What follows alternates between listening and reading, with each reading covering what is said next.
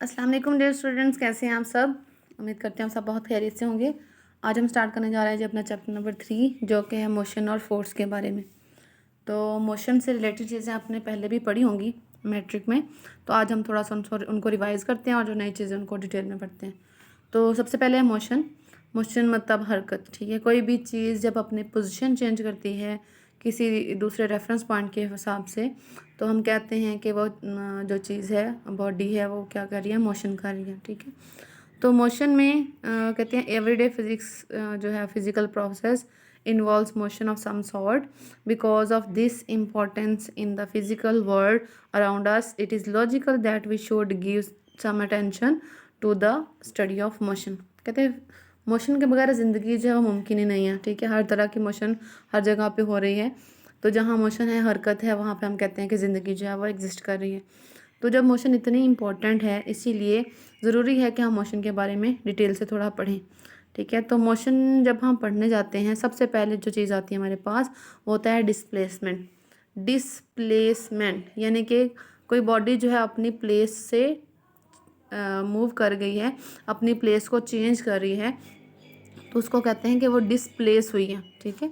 तो डिस्प्लेसमेंट का मतलब क्या है कि जब किसी बॉडी का पोजीशन चेंज होगी, ठीक है, किसी दूसरे पॉइंट के हिसाब से या किसी रेफरेंस पॉइंट के हिसाब से, तो हम कहेंगे कि बॉडी ने कोई ना कोई डिस्प्लेसमेंट कवर किया है, ठीक है। यहाँ से डायग्राम आप देख सकते हैं। डायग्राम देखें, आपको 2 पॉइंट दिए हुए हैं ए एंड बी।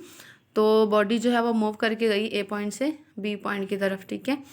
तो यहाँ पे देखें 2 तरह की आपको लाइंस नज़र आ रही हैं। एक कर्व नज़र आ रही है आपको, ठीक है, जो येलो से कलर में है, और दूसरा आपको यहाँ पे देखें पिंक वेक्टर सा जो है वो नज़र आ रहा है।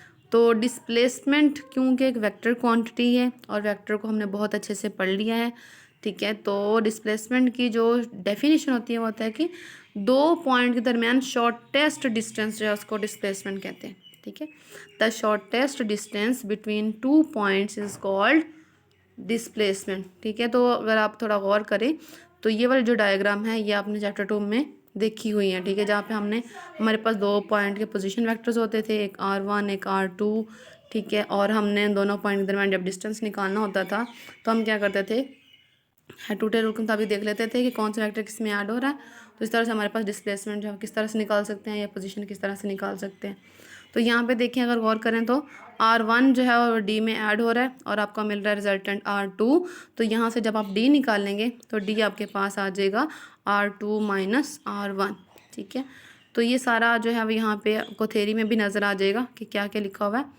एक बॉडी है वो डिस्प्लेस हुई है जी पॉइंट ए से और पहुँची है पॉइंट बी पे। उसने जो डिस्टेंस कवर किया है वो यहाँ पे ये येलो कर्व के अलॉन्ग है, जबकि उसका जो डिस्प्लेसमेंट है वो शॉर्टेस्ट डिस्टेंस है बिटवीन ए एंड बी, और उसको निकाल सकते हैं हम R2 माइनस R1 करके, ठीक है। तो यहाँ पे जो आपको ग्रीन पट्टी नज़र आ रही है, इसमें देखिए क्या लिखा हुआ है, the displacement is thus a change in the position of a body from its initial position to its final position.